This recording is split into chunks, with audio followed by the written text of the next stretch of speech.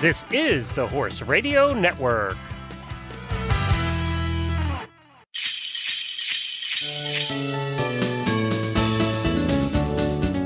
It's time for the second annual 12-hour live holiday radiothon by Weatherbeata on Cyber Monday, November 28th from 9 a.m. to 9 p.m., which means it's time for you to get creative.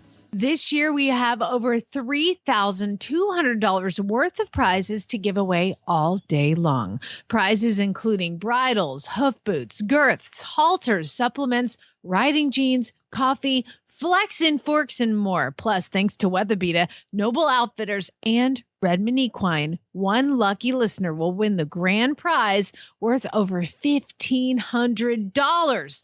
Merry Christmas from us and all of our sponsors. You can enter one of two ways, or you can do both. Send us a voicemail and show off your amazing voice and sing us a Christmas song that you wrote. We especially love other languages. Write a poem about your favorite show, maybe your favorite host, or your horse. Plus a holiday tune with your favorite instrument. You could do that too. Or tell us about, this is this year's theme, tell us about your fantasy ride. If you could ride or drive any horse from history or who's currently living, who would it be and why? It's called your fantasy ride. If you send it by November 8th, you will double your entries. We'll put you in twice if you get your entry in by November the 8th. The second way you can win is by calling in on November 28th and telling us about your fantasy ride. We had over 200 calls last year, and we want even more this year. It's that simple. All entries will be put in a hat for the hourly and grand prize drawing. So go to holidayradiothon.com and click the Enter to Win link for all the details. That's holidayradiothon.com.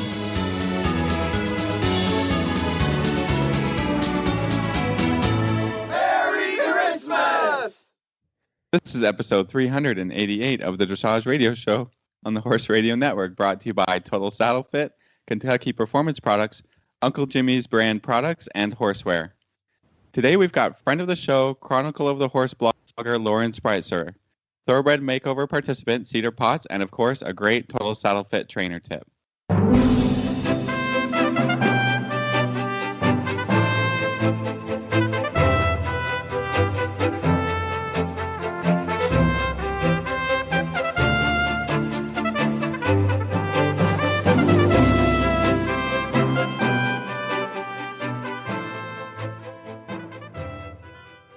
This is Reese Koppler-Stanfield from Georgetown, Kentucky.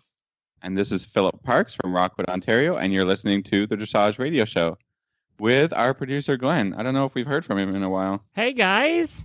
Hi, how are you guys? Good. Wow. Doing We are awesome. recording this on Thursday night with the biggest news ever hitting just a couple Yes. hours ago. Yep. And it's I think social media is blowing up. See? Who's going to break this news? We don't really get to break news a whole lot. No, we don't. and you're having one of Brian's the getting the wag. Yeah. Brian's getting the wag. Brian's Yes. getting the wag. I have to say, Yeah. we had Mark Bellissimo on, of course, of Tryon fame, and the head guy, and he was on a couple weeks ago when they made the bid, and we talked to him for 20 minutes, and we went through hotels and all the challenges of having it there. But you know what? He had answers for everything, and I got to tell you, they have support of the state. If anybody can make this happen in such a short, we worked 6 years, Reese, on the first one, on the 10th Yes. on Wagon Lexington, and he's got 18 months. It's crazy. But if anybody can make it happen, he can. So Yep, I'm pretty agreed. confident of that, actually. Yeah. No, I totally agree. I think it's going to be a fantastic. It's going to be interesting to see. I'm rooting for him 100%, but it's a lot of logistic stuff, and I do know that from helping with the WEG here, and it's going to be interesting. But I've only heard good things about Tryon, the facilities. It's beautiful. Yeah, and how fun it is to show there. So The thing that concerns me is infrastructure, and Right. the hotels, restaurants, hotels especially. Everything's about an hour away, so Yeah. it's going to be interesting to see what happens with that and how they. What how was that his gets answer, done. Glenn? Well, Right. his answer was very cagey. He said, "Well, there's 50,000 beds within an hour, and it's more like an hour and a half with traffic." Right. So everything, it's not going to be like Lexington, where you're going to be at No. 20 minutes from whatever hotel you stayed in. You're 20 minutes from the park. That's not going to happen this time. Yep. Now, he did say they were buying land to do parking, and they were, they had already thought about all of that. And I guess that had to be in the proposal. Sure. But it's going to be a different setting because it is very country, and the town of Tryon's like itty bitty. Yes. And actually, we're hearing from some of the listeners who one of them's moving to Tryon, and she talked to the lady that was like at the courthouse today or whatever, in town in Tryon, which has a population of 1,600. And the lady was not thrilled. Because the locals wouldn't be, right? It's just a whole bunch of people coming in their tiny little sleepy town in North Carolina. Yeah. So yeah. I mean, we had that same thing in Lexington.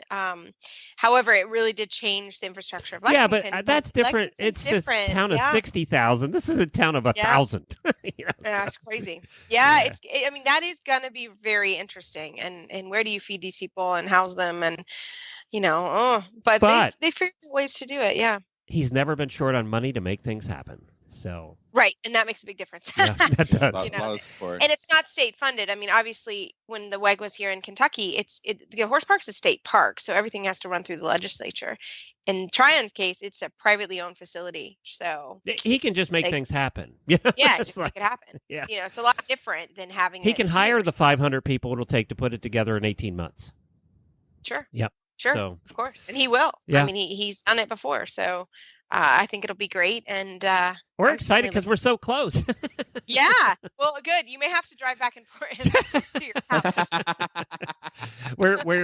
We're definitely going to be getting the WEG show back up and running. Of course, we did the World Equestrian Games radio show for 2010, and that we're much bigger now. Obviously we were tiny little radio network back then, and now we're one of the biggest ones. So it's going to be a whole different ball game this time, and so we're going to be getting that geared up right after Radiothon and get that back up and running.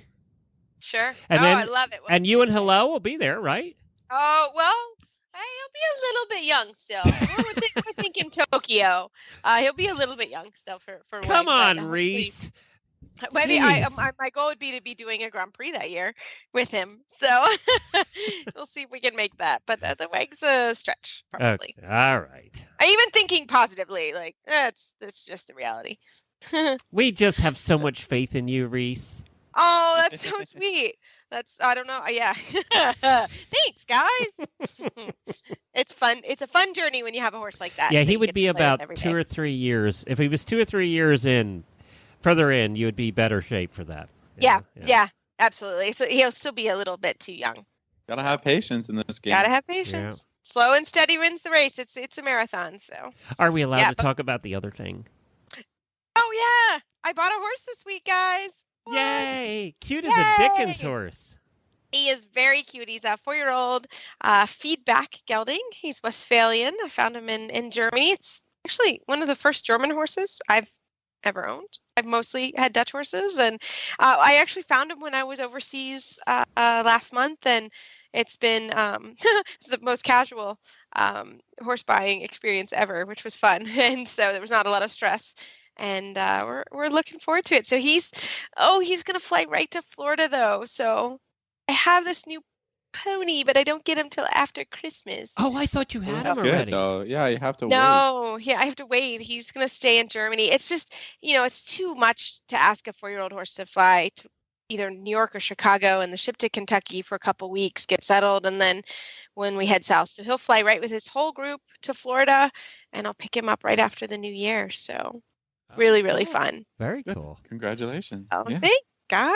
Yeah, good job. Good job. Phil's been in the process since the first day I saw him. So Phil's known what's going down. So it's really fun. So you knew how to speak Dutch. Now you have to learn to speak German?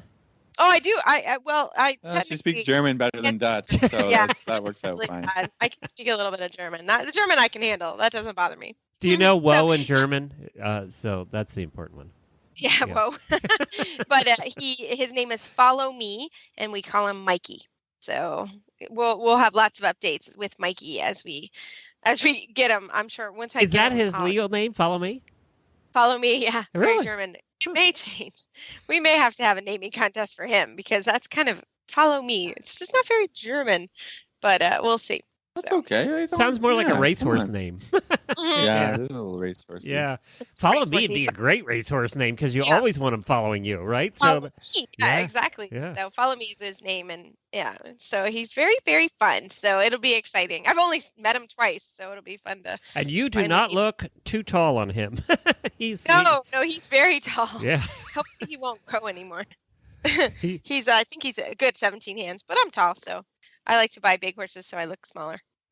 It's my strategy. Well, guys, Very what you have a show today? Is there any other big news? I mean, talk about big news. Oh, yeah, we do have big news. Radiothon coming up. Let's talk about that real quick. Yeah, that's your big news. Yeah, our big news. We're in full You've been planning crazy mode. trying to organize it. Full planning mode here. I will tell you guys that Jamie and I kind of had a big interview already. We Kind of a big recorded, and we're allowed to say who it is. We recorded George Morris for the Radiothon. He's going to be in the lead hour. We thought we'd start at the top. It was very fun. George likes Jamie. We interviewed him last year on the Horses in the Morning show. My co-host Jamie she's just Jamie, and I think he respected that. And it was a great interview, and this time was the same. So he tells. This is the interesting part. This year's theme for Radiothon is your fantasy ride. So we're going to ask everybody who comes on, listeners, callers, and our special guests about their fantasy ride. If you could ride any horse, alive or dead, from history, who would you want to ride? And George had a very interesting answer for that. So we had about a 15-minute conversation with him, and it was he was all George. So it's Awesome. Yeah, George is one of those. There's not a lot of people that transcend all disciplines that everybody knows who he is. There's the big stars in driving, there's the big stars in dressage, there's the big stars in eventing. George, obviously is in the hunter-jumper world, but everybody knows who George is. It's like, It's true. Yeah. That's true. He's one of those people that kind of crosses all disciplines. He transcends the genres. Yeah. He does. And I'm scared of him, just even the thought of him. Jamie scared. was a little nervous again, and this was our second time. But George is lovely when you're not taking a lesson from him. He's lovely. He's just lovely. So it was a lovely interview. Yeah. Awesome. Oh, Awesome. that's great news. So we're I starting love with it. that. We have I do know that Allie Brock is going to be on that day. Of course, everybody in this audience knows who she is. And Olympic bronze medalist from this year. You guys are working on some special guests too. Yes, we are. Yeah. I don't think But we're we keeping it secret. Yeah, I don't think we can announce them quite yet, but they're going to be very special. Yep. And we have a whole bunch of other guests that are coming on that day. That we have. I don't know if your audience will know who Linda Tellington Jones is, of T-Touch Of course. fame and very Yeah, popular. I know her. Yeah. She's coming Yeah, I on. know She's that. going to be in Hawaii, and she's going to Cool. come on the show, tell us what the holidays are like in Hawaii. And I'm interested to hear about her favorite ride. So that she's given away one of her books. And here's what I have to talk about again. I know we're bringing it up, but it's important. You have until November the 8th to send in your voicemail entries. And what we're looking for is you to send us a voicemail with a clever song that you've written, and we've gotten some good ones so far. A poem. We have gotten a couple poems, and you guys are in a couple of them. And Hello even makes an appearance. Yay! So you guys are in a couple of these that have already come in. Send us a voicemail. You can just call us. Send us a voicemail with your favorite ride. Who in history what horse would you like to ride? Whatever you want to send that way is fine. We put them in packages and play them all day long. If you do that, you're entered to win one of the almost $4,000 now in prizes we're giving away that day. We're giving away prizes every hour on the hour, and then at the end of the day, it's now up to $1,500 grand prize. It's crazy the grand prizes that one person's going to win at the end of the day. And the way you get entered is send us a voicemail now, and if you do it by the 8th, we're going to give you double credit. So you'll be entered twice if you do it by the 8th, and then all voicemail entries have to be in by the 15th.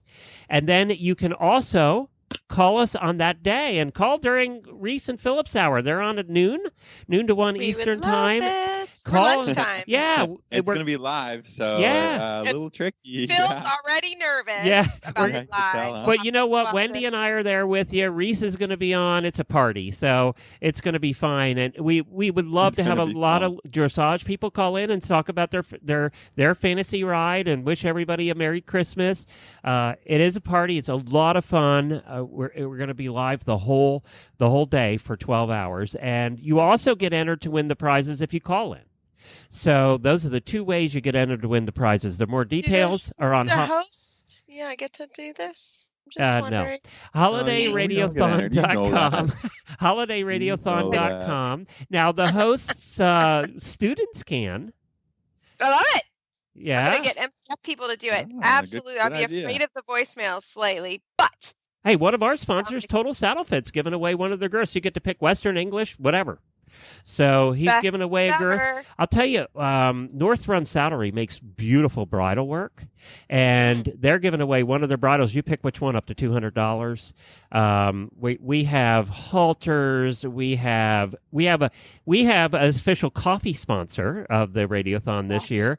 Cowgirl Coffee is sponsoring, and they're giving away a $100 pack of coffee. We have saddle pads, Benefabs chipping in, and then of course the grand prizes from Weatherbeata and Horse Lovers and everybody. So you want to be in this prize pool. That's awesome. And you That's can go so cool. holidayradiothon.com, click on Enter to Win. It has all the instructions there. Fantastic. Dressage Well, right after- better represent, guys, or you're Come on, booted everybody, next year. We can do this. We can do Of this. I love it. Well, it's going to be so much fun, and we're really excited to be a part of it this year. November 28th, Cyber Monday. Cyber Monday. I love it. Well, right after this commercial break, we're going to come back with blogger and special guest Lauren Sprieser. She had waited all her life for this moment, dreaming about it since she was 10 years old. The trailer ramp touched the ground. He whinnied as she backed him out, swinging his head around to get a good look at his new home. His coat gleamed in the sun. Her love had arrived. She was breathless. He was beautiful. She could hardly wait to tack him up and start off on what she was sure would be the best times of her life. This love story is brought to you by Contribute, providing essential omega-3 fatty acids that help maintain low inflammation levels throughout your horse's body. The horse that matters to you matters to Kentucky Performance Products. Call 859-873-2974 or visit kppusa.com to order today. Well, tonight I am so happy to have Lauren Sprieser on the show. She's not been on for a while, and we've missed her. And she is a blogger for the Chronicle of the Horse and a fantastic FEI rider and trainer. Lauren, welcome to the show. Thanks, guys. It's so nice to talk to you.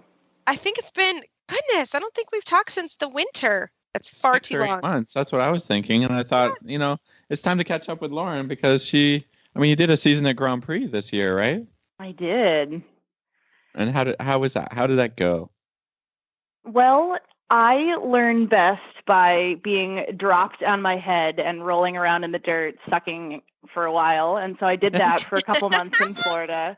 And then I figured a lot of stuff out, and it's been an incredibly educational summer. A humbling spring followed by a very educational and also successful summer. And now we're rolling into the USDF finals next week and then on to Florida. And I feel like for the first time I own the test. Yeah, I have this group of wonderful, both amateur and professional students, all of whom did their first pre-St. George this year. And I told all of them, I said, I don't care if you're a good competitor or a nervous competitor. I don't care how ready you feel to take this on. You will spend your first year at pre-St. George basically being held hostage by the pre-St. George. And sure enough, everything, So true. there's nothing new under the sun, because my whole first 365 days at Grand Prix, which I've ridden before, just not to this standard, was like, I am a victim of this test. And at some point in April, I was no longer a victim. I was at least, showing up and representing myself in the test. And now I might even have a couple of things under control, although now that I've said that, I'll probably fall off in Kentucky, but that's fine. No, I am But not. that's fine. That's Do fine. not go to the Georgetown Hospital. I'm just saying. If you fall off on my farm, you have to bring in pie. So if I fall off at a horse show, do I have to bring in pie for everyone? Yes, me. Champagne. Champagne. That's our rule. Champagne if you're over 21, and it is baked goods if you're under 21. Well, there you go. That's our rule, I think, for us. Champagne and pie. Champagne and pie. Actually, that's really good. I like this idea. Me too. I'm going to stay on the horse, though. Please do.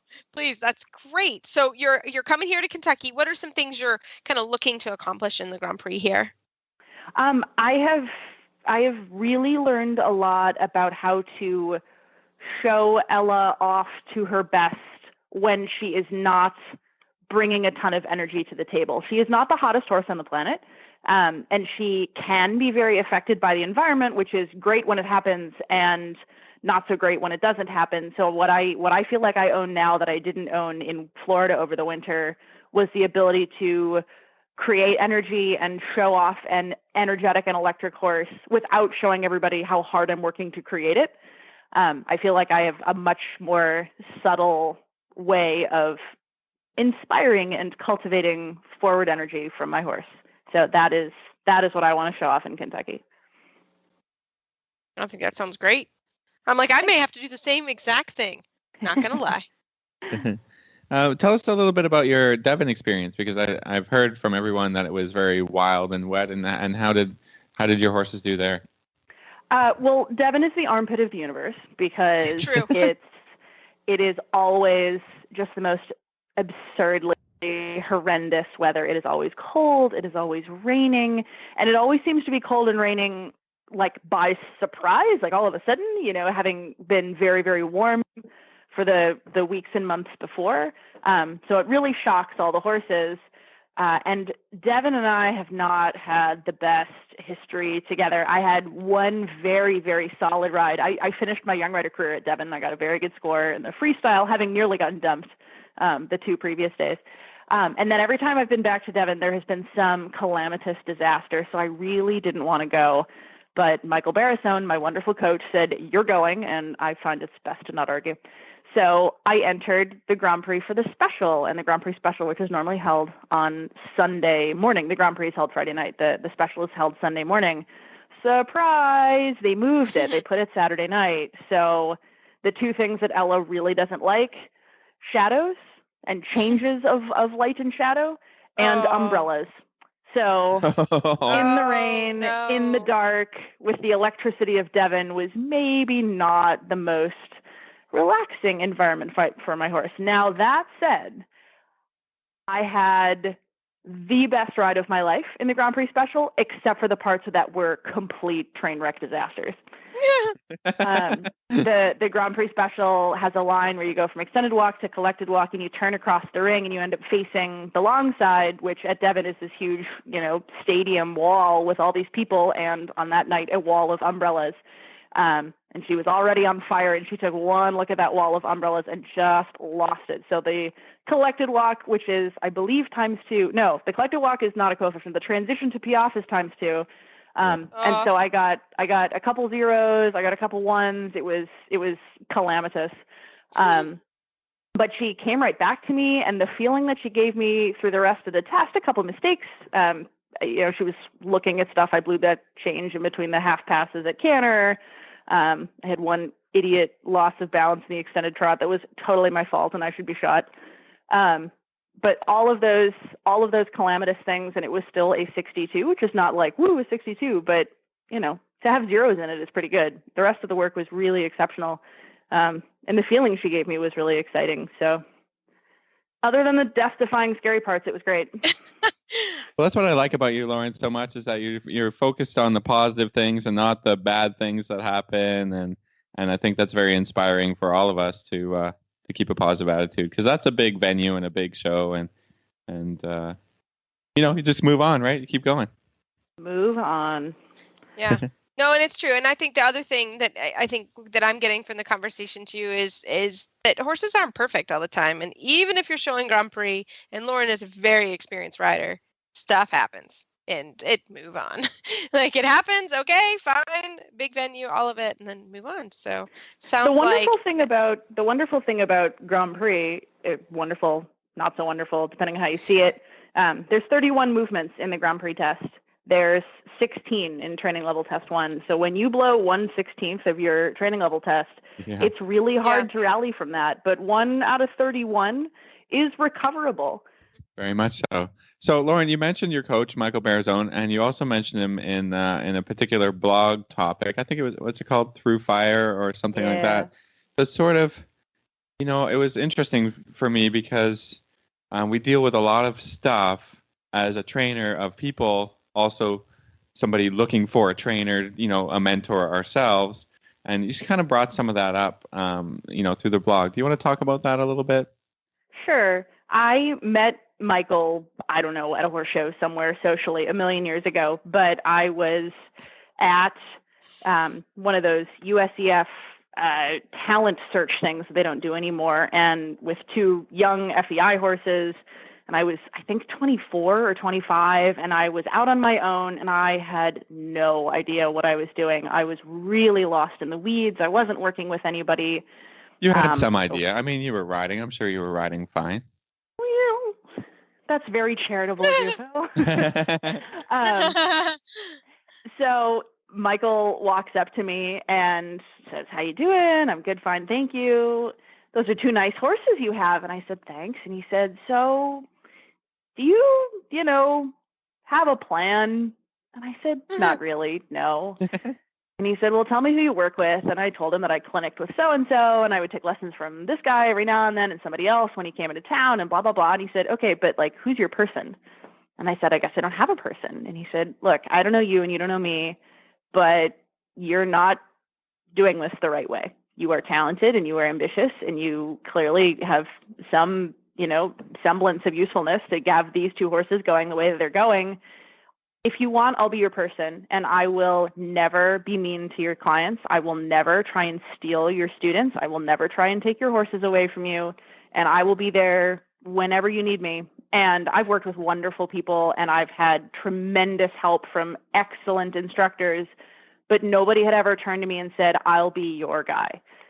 And he's my guy. And not only has that been incredible for me, of course, to be able to have this wonderful resource at my side, but he's got this team behind him, his business partner Vera and his assistant trainer Justin and all of the working students. We're all there for each other. Michael also coaches now Olympic bronze medalist Allie Brock, and being part of that family has just been such an honor, both personally and professionally. I had a little freak out on my way to Devon, speaking of Devon. And I called Allie and I was like, "No, I need you to talk me off the ledge." And she talked me off the ledge for a little while. And she said, "Hey, I gotta go. I gotta call you back. I've just gotten to the airport." And I said, "Oh, where are you going?" She said, "I'm going to Washington, D.C. I'm going to go meet the president." Allie Brock had time to talk me off the ledge on the way to going to meet the president. And to be a part of that village, to have that be the model of how I try and conduct my business, that my students, I'm no Allie Brock. I'm not going to the Olympics anytime soon, but Michael's there for me anyway. Michael flew to Omaha for the brain dying. The CDI at Omaha. Yes, the CDI in Omaha. Right. That's the test event for the World Cup final. I got called out there. He got on a plane for me. I needed him, so he got on a plane. And when any of my students, whether it's my high performance young riders or my high performance adult amateurs or the lady on the pony who wants to be intro champion of the world, I want to be there for them, because that's the kind of kindness that I have been shown. And that's the way that Michael has made his business successful. So that's the way I want to make my business successful. Aw, that's so sweet. I thought that was really good, and I thought it's difficult as a trainer to find a trainer, right? Because either they've got people who are more important than you that they spend more time with, or they're always in Europe, or or they're trying to get more business for themselves by taking away your sponsors, or that kind of thing. And I think that that's something that a lot of our adult amateur art students don't see, how competitive it is for us to have clients and to have good loyal clients, and also to be a loyal client to someone else. So I just it follows a chain, right? And I think that's good for people to think about and to realize that we also need help, and we need good people to help us too. Absolutely. I can't say it better than that. That's pretty awesome. And it's true. It's very true. But I think it's always good to remember, that you need to be someone's person and someone's got to be your person. So that's really cool. I really like that. That's really neat. Yeah, that's a great blog. I read it all the time. Actually, Lauren, let's be real. Yeah. Everybody, Philip is Lauren's fanboy. So before we came on the air, we were talking about Lauren's fanboy, Phil. So Lauren, you have a fanboy. I need all the love I can get. I love it. I think you're a good writer too. Aren't you like educated in English? I have a very expensive public policy and urban planning degree. Okay. Well, you're a good writer. I like it. Lauren is a very good writer. A good writer and writer. Writer. Yeah. Fantastic. Well, Lauren, thank you so much, as always, for coming on the show and sharing your blog and sharing yourself and your horses. We always love having you on the show. How can our listeners find you online? They can find me online a couple different places. They can find me at SprieserSporthorse.com, which is my website. They can also find me on Facebook at Lauren Sprieser Dressage. You can also follow me on Instagram at @LSprieser. And you can follow me on Twitter at Lauren Sprieser, but I never post anything, so don't bother doing that. I love it. Lauren, I can't wait to see you next week in Kentucky. Have a safe trip. Thank you. See you soon.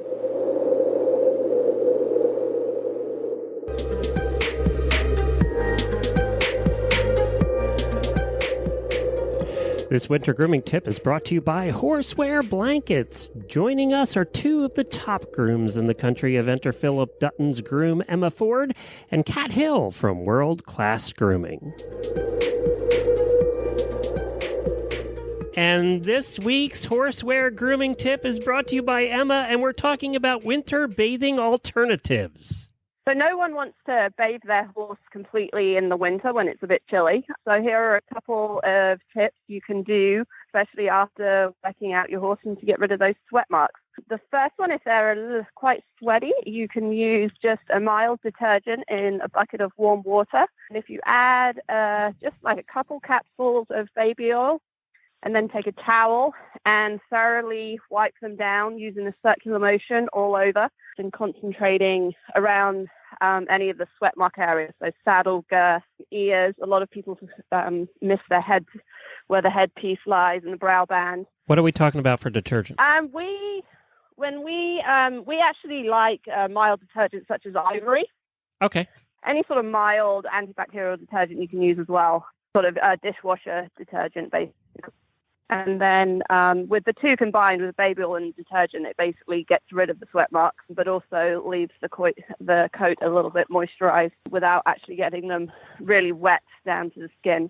And then your second option, and I tend to do this on clipped horses that don't have a long coat, I use either witch hazel or rubbing alcohol to towel them off with once they've done their workout. Witch hazel, definitely for sensitive skinned horses. It's much more mild on their skin than rubbing alcohol. If you feel your horse isn't clean enough to go on to lessons and you've got some whites, you can, rather than washing them, you could add baby powder to their legs so that you're a little bit whiter for your lesson. And it is a hard thing. You never know. Is there a temperature that you go by where you don't bathe underneath a certain temperature with, like, do a full bath? When they come in, I just make a decision as, they'll dry off quickly if I just use rubbing alcohol or if I just use, the detergent and baby oil. It's looking, depends on, I'd say 45 degrees and below, you're definitely looking at just not giving them a full bath. Where can people find out more about you? We are on the internet at www.worldclassgrooming.com. We also have the book World Class Grooming for competition horses. And you can also go on Instagram, which is World Class Grooming. I get all the books that come out. Basically, we get them here to review, and most of them I send out to listeners. That one I kept. So World Class Grooming, it's on my shelf. World Class Grooming makes a great holiday gift as well. This tip was brought to you by Horseware. Have you ever wanted to own your own Rambo? Well, here's your chance. From October 3rd to November 23rd, receive $50 off any Rambo turnout blanket, including the Rambo Duo, the Optimo, the Original, the Supreme, and all the others in the Rambo turnout line. All you have to do is trade in your old turnout from any brand for a horse in need. Simply visit horseware.com/trade for more information and fill out the form for the voucher you will need to get your $50 off. The complete list of retailers is at horseware.com/trade as well. Open to U.S. and Canadian residents only. Go to horseware.com/trade today and replace that blanket with all the holes for one of the best blankets on the market, the Rambo Turnout line.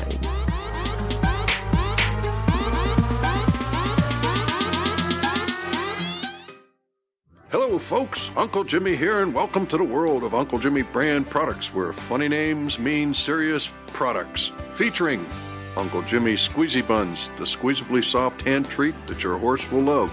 The award-winning Uncle Jimmy's Hangin' Balls. Uncle Jimmy's Sugar-Free Ball.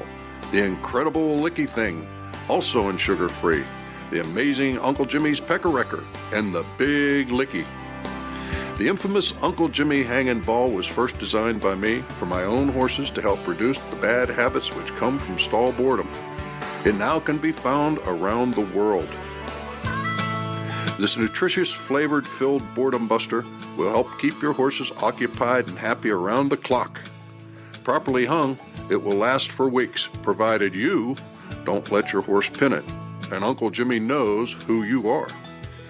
The ball comes in 4 flavors: apple, carrot, peppermint, molasses, and now sugar-free. Once again, welcome to the world of Uncle Jimmy's brand products, where funny names mean serious products, and satisfaction is 100% guaranteed. Well, we are so happy tonight to have Cedar Potts. She was second place in the Thoroughbred Makeover last week at the Horse Park. Cedar, welcome to the show. Hi, thank you for having me.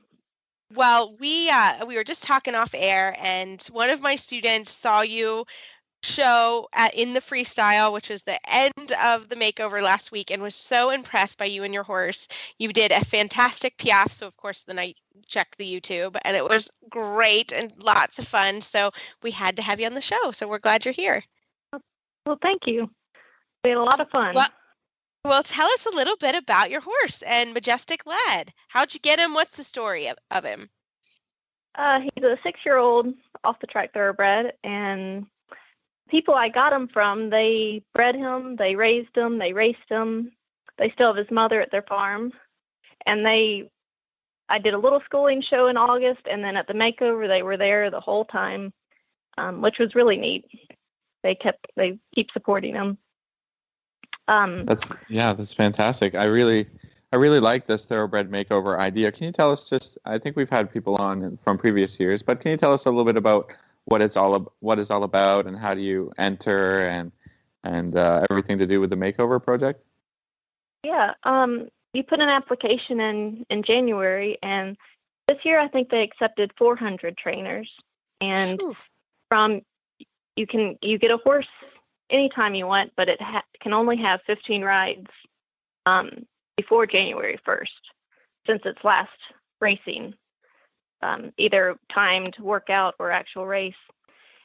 So that just keeps everybody on the same page, and then you have until October to train it, and there's 10 different disciplines you can compete in, which is really cool.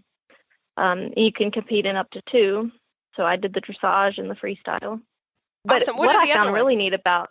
Sorry, what are the other ones? Do you remember all 10 of them? There's polo, there's barrel racing, there's working ranch, competitive trail, eventing, hunters, jumpers. I think that might be it. And dressage and freestyle. Excellent. So what's the freestyle? Is it for anybody, or it's not like freestyle, what we would say? It's not your typical like dressage freestyle. It's whatever you want. Awesome. So a lot of people did, shotguns, used tarps, different things to show off what their horse can handle. And there were a couple dressage type freestyles too. I love it. And that's what I chose to do. Yeah. What level in the dressage do you compete at? Well, the dressage, it was training level test 2. That's what everybody did. Perfect. I love it. At the makeover. Yeah. So you got Majestic Lad, and when did you get him? I got him at the end of February. Oh wow! So you didn't even have the full time to train him. No, which it's kind of cool. If you can get your horse early, you can do as much groundwork with them as you want. Okay, you just can't be riding them. You just can't be riding them. Yeah. Got it. And where do you go to find the entry? The Retired Racehorse Project. Okay, so anybody that's interested could go to retiredracehorseproject.com and find the rules for. I think it might be .org, but yeah. Fantastic. If you Google it, you'll find it. Mm-hmm. So you enter your entry has to be accepted. Then you can start training. Then you enter the horse show in 2 events. And so, what was your feeling kind of going into the horse show? I was just excited to have made it because a lot of people didn't. There were only about 300 that made it out of the 400. So I was just excited that we'd gotten through, feed issues and other issues, and we were ready to go. I was just going in to have a good time and, have the best experience possible for him. What are the qualities? Yeah. What are the qualities of the horse that you were training that made him, that made him so rideable? I mean, how did you decide that this was a good plan for him? I'd say 2 things: his natural balance, and the other thing is how connected he is with people. We went to see him on a Saturday, and that Monday when I went back to work, my boss and I, we both said, we need to get this horse. Because when I went to see him, the only place they had for me to work him at all was in a round pen. It was inside a pasture with a 2-year-old filly. And the filly came and, was badgering us from outside the round pen, trying to get attention. And he just stayed focused on me the whole time. And he'd been on, rest from an injury, so that meant even more. But he stayed focused and wanted to interact with me rather than the other horse. Oh, that's fantastic. And so that probably carried on once you got to the horse park, right? Yeah.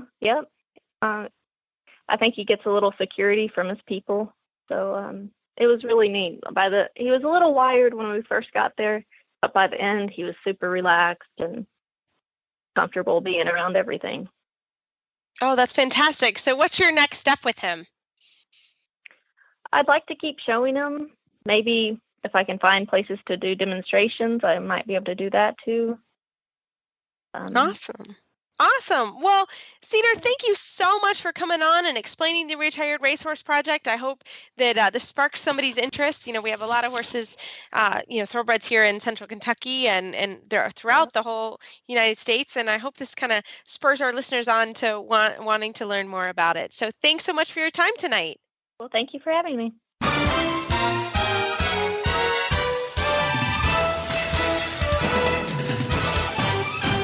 This week's dressage training tip is brought to you by Total Saddle Fit, home of the shoulder relief girth at TotalSaddleFit.com. Well, Phil, what is our Total Saddle Fit tip of the week this week? Well, I got a question for you, Reese, and we did not pre-prepare this for once. So maybe we'll figure something out here.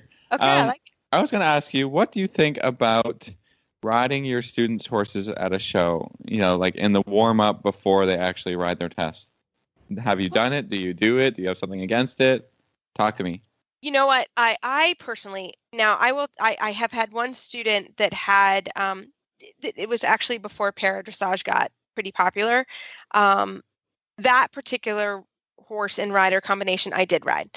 But other than that, I do not ride horses at the horse show for my students. And that's just a personal thing. I feel like if you go to a horse show, you should be able to ride your horse. Now, taking out any kind of injury situation or something, you know what I'm saying, other than normal. Yeah, there's lots of sort of personal situations. Yeah. That take that out. But, I feel like if I am, and you're there to horse show, my job as your trainer is to have you ready to go, and that's how you learn. I think sometimes, yes, if I get on and prepared the horse, a lot of times, yeah, it may go better. But once you get into sort of the international ranks or the young rider ranks, nobody can be on that horse from the time you get on. I mean, there are rules preventing it in these situations, and the regionals and at the national finals. So I mean, personally, Phil, me as a trainer, I do not. I really, really try to get my riders to be self-sufficient, and I also try to get them so that, as much as I want them to need me, I also want them to feel confident to go to the horse show without me, or if something happens, or one time my husband's grandmother died and I had to not go to the horse show, and people were able to do it. I couldn't go. I had a personal thing go on. So that's my take. How about you? It's definitely a hot topic. So no wonder why you didn't tell me. I sort of see it, and I've done it. I think, like you said, I think it's very much an individual situation. Sure. I think, it can definitely be a step along the progression of showing your own horse. Because for sure we've both done this, is shown horses for owners who would like to eventually ride their own horse at a show. So I was thinking about it. So, it sort of is a more natural progression to go from that to then just you warming up the horse, and then the rider can get on. I mean, I think because not so much for the horse situation, but for the individual, for the rider. I mean, there are some people who are just very, very nervous about showing, especially if it's a new horse to them or a young horse or whatever. And I think, that's totally fine.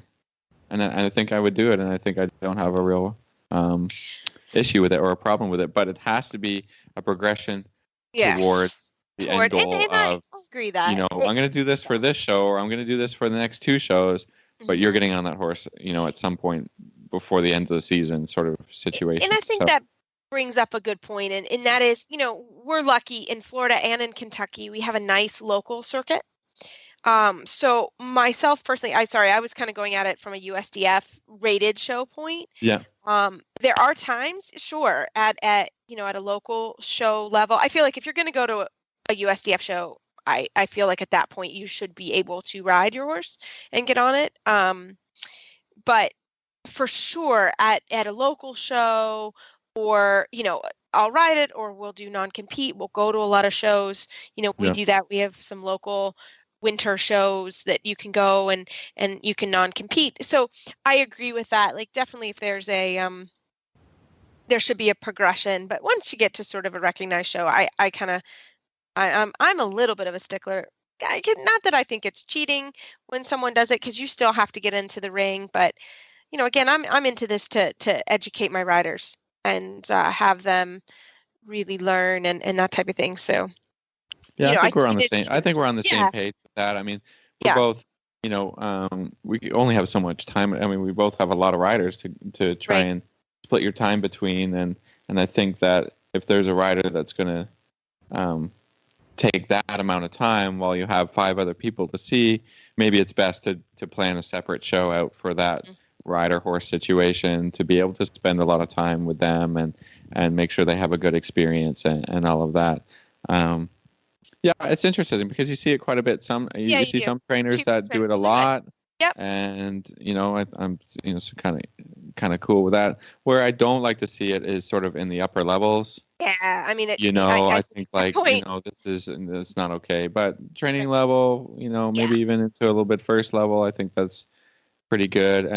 Because it is about confidence, right? And we're all trying to be confident enough to get into it and get into the ring, and I'm sure my upper level, my 3rd level, 4th level riders would love to have me sit on the horse, warm it up, and get it ready, and then they would love it. Sit on, go in the ring. I'm sure they love that situation, but I'm not sure that's what it's about, right. And no, I think we have a very similar philosophy on that. So. Yeah. I guess this is less of a trainer tip than sort of a trainer discussion today. Discussion on whether we do. And the other thing is if your rider is really nervous, that does, like you said, that does take some extra time and that really takes some extra why are we doing this? Like, that takes Well, hey, yeah. let's sit down and talk about that. And that's maybe another tip for another day. But, if you're super, super nervous at a horse show, then we would hit the local circuit hard and get you over that being super, super nervous. So absolutely. So Cool. Well, I sorry I loved just it. threw that on Good. you, but No, you're that was pretty good. I like it. Phil's keeping me on my toes, everybody. I like it. Well, as always, you can Hey, find guys, wait a minute. One thing Sorry, before we go is that this was brought to you by Total Saddle Fit. And tell everybody why they want to win the Total Saddle Fit Girth on Radiothon Day on November 28th. Philip and I, we're not kidding. Like, this is a fantastic girth. We really don't. For you guys, we really always like to tell you about products that we use ourselves every day. And let me tell you what, the Total Saddle Fit girths, all of the different models, I use them every day, and I really put them to the test every single day. And I'm not kind to them, as if anyone heard before. A lot of times we just hose the girths off and then saddle soap them. Justin was not so thrilled about that. But, yeah, I don't think you love that idea. he did not like that comment that I said that, but that's real, right? I mean, we're real horse trainers. This is what we do every day, and we get to come on and chat with you guys. So we really do believe in these products, and I use them every day. I even changed Hello to the elastic girth this week. He just was, just maybe a little girthy. Like I didn't know what was going on, and I tried that elastic girth, and it has made a huge difference for him. Also, his other girth was a little bit big, so I was like, oh, I'll try this one. Justin sent it to me, and I was using it on Denali, and he got a little fat, so I changed it to Hello, and unbelievable. Like that's the Stretch Tech shoulder relief girth. That's one of his newer girths. Yeah, newer products, and Hello really likes it, and it seems to be helping.